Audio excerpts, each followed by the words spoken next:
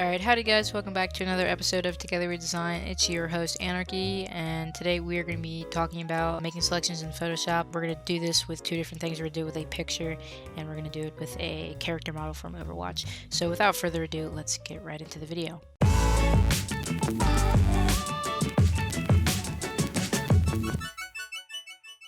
Alright, so here is a picture of Sabiolby of the New York Excelsior. We're going to be selecting him for this is the first picture we're going to use. Now, there are a couple different methods of making selections in Photoshop. You can use the pen tool, you can use the lasso tool. I could also use the quick mask and make a selection that way, like that.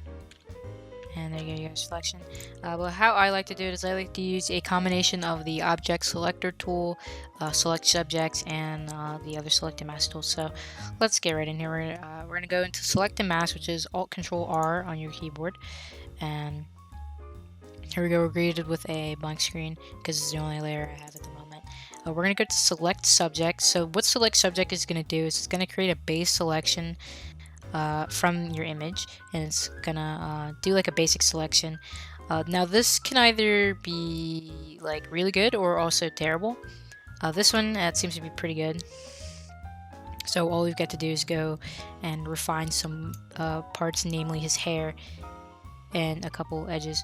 There's also the object selector tool, which will do pretty much the same thing that select subject does, but in smaller quantities. So say we backspace that and we try and select just his head. If we use object selector tool, which is right there, it's that one, it'll take a couple seconds and it will try and select the subject here, which would be his head. But we're gonna go for select subject since we want all of him at his picture. So like I said, this is a really good selection. So what you can do here is to refine this is use these brush tools. So we've got the brush tool, the refine edge brush tool, and the quick selection tool. There's also the lasso tool you can use here too. When I'm doing people, I tend to use the lasso tool just because the curves on people are a lot more natural looking. So when you use the polygonal lasso tool, it's more polygonal, of course, so the edges are going to be a little bit sharper. So we could use that to get rid of this right here. You can see it'll have a sharper edge too, but that'll get fixed when we do for global refinements. You can soften the edges, but you don't want to do that until the end. So with the object selection tool, you can use it to both select things and deselect things. So we're going to try and get rid of the background from this part of his arm. So we're going to go right over that and try and do it. Now it's not 100% of the time, just like the regular subjects is, it's not 100% smart all the time, so it might not work. You could try it over a couple times, but if it doesn't work, then I would just go for the lasso tool. So we're gonna zoom in and just go over, get this, and there you go. Remove the transparency. I usually mess with it like around the 20s or so, just so I can see what should be there and what should not be, of course. So most of this is good. We're going to save his hair for a little bit later, so let's go around the rest of his body.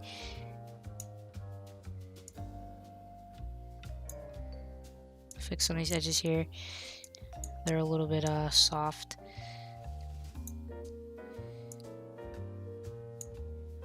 And let's do inside here between his jacket and his arm.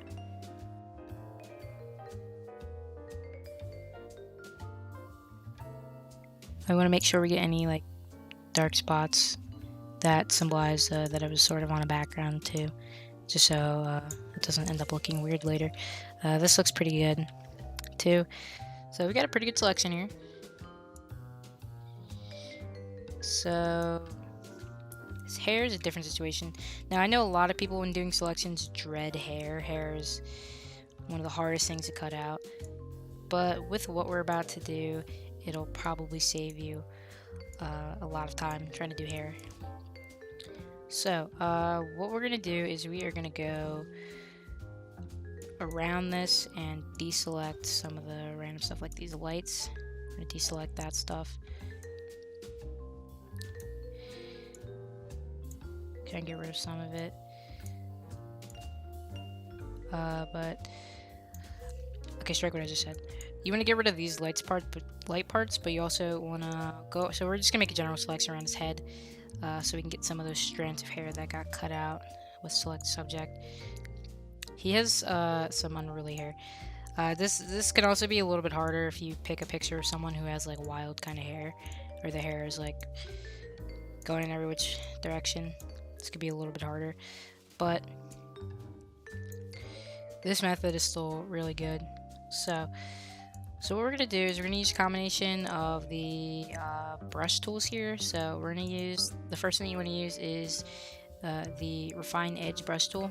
And what this will do is it'll refine the edges basically. So if you have it on plus, it actually is kind of counterintuitive. It sort of removes the background here, but it'll soften the edges of his hair, so it can still keep some of those strands in there where they belong. And you just go around the edge, which is why we selected all that extra background. Get some of that out there. We'll have to fix that. And then just go around the edge here. This is good to save some strands. Just so cutting out strands can make the hair look really unnatural, depending on the background that you have it on after you cut it out. So, see. So we went from that to, it looks a little bit better. There are some weird spots though, which is where it looks like that, sorta. So we're gonna go back over some of it, make the brush a little bit smaller, just to fill some spots back in that shouldn't be so rough there. And then I'm gonna go back over it with a smaller brush.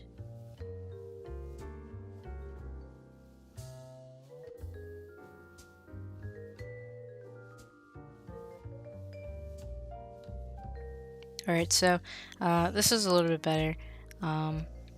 So then I use the regular brush tool here to just get rid of like the excess like splotches that you'll find that are around here, that are where it's like darker.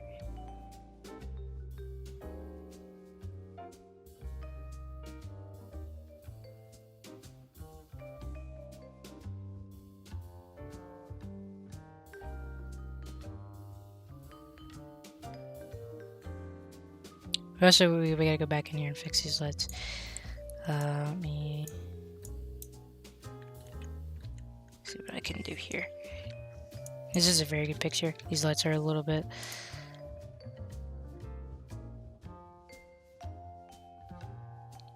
to fix this color discoloration here, because the way it is kind of discolors the strands there a little bit. I'd use like the spot heal brush or a content aware brush to fix the coloring there. There's a splotch up there, so it looks a little weird.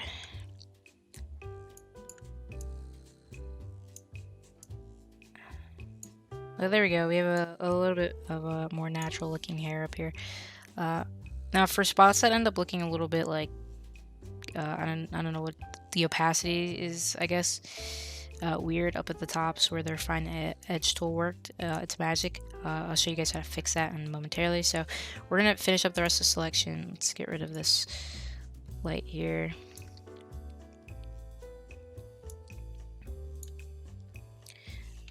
Now one thing you can do to smooth some of the edges out is you can change in global refinements, you can change smoothness. I usually go with 1 or 2. That usually makes it look pretty good. You can also do, for edge detection, you can also you can feather the edges here, but I wouldn't do that. You can also do shift edges, which is good for character cutouts, which we're going to look at in a minute. So once you've done what you want to do with the edges, you click OK, and it'll make a, usually it'll make the selection, but if you go back in here, you can change the output. So you can either do selection, layer mask, a new layer with a layer mask, a new document, and all that. I usually just use the layer mask.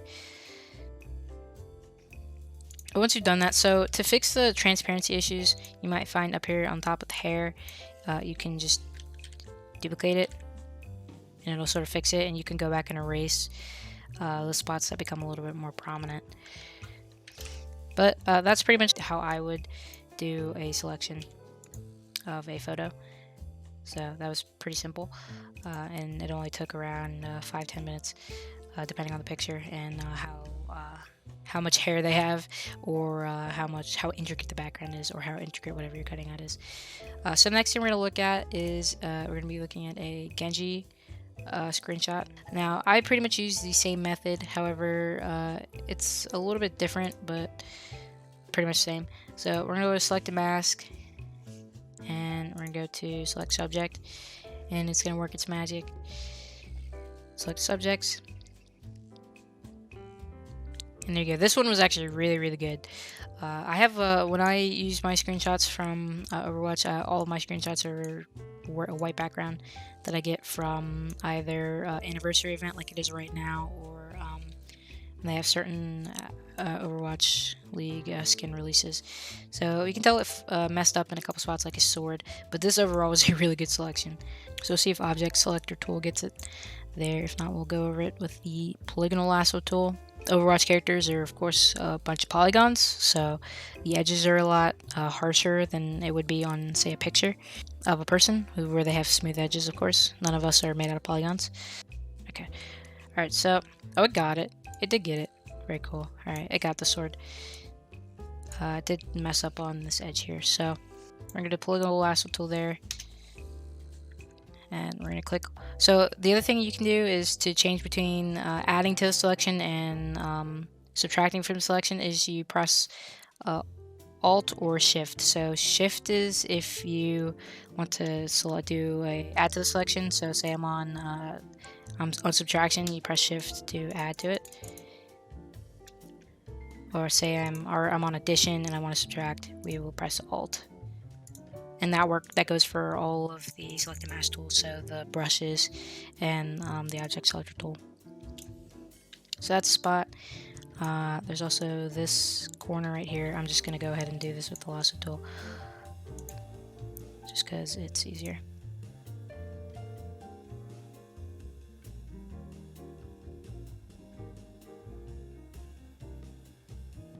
Like I said, this is not 100% perfect all the time. It does mess up sometimes. So these ones are a lot better if you're the object selector tool works a lot better if you're doing selections like this where it's out of a white background or solid color background. This is why I use solid color backgrounds for all of my screenshots, at least for Overwatch, just because it makes my life 10 times easier when I'm doing selections. For Overwatch, spots you want to look out for are, I guess, corners. I don't know, like small, like spots like this, where that's like a really small, like, I guess, spot between his armor, where the select subject doesn't always get it, just because the spot is so small. Those are like hot areas for like leftover background. Another hotspot is fingers, since the area is so small. I think that's good though. For this one, I'm gonna do the same thing. I usually smooth the edges by 1 or 2. I'm gonna pick 1 now. I'm gonna pick 1 there,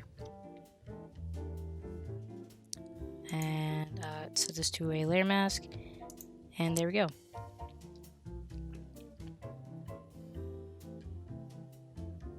So there we go, we have a cutout Genji, done very simply.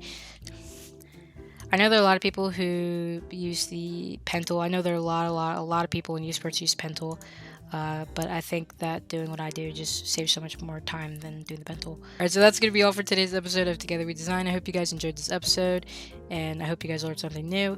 Be sure to like, comment, and subscribe, and hit that bell icon to catch more fun and exciting Triumph content, as well as the next episode of Together We Design. Thank you, and goodbye.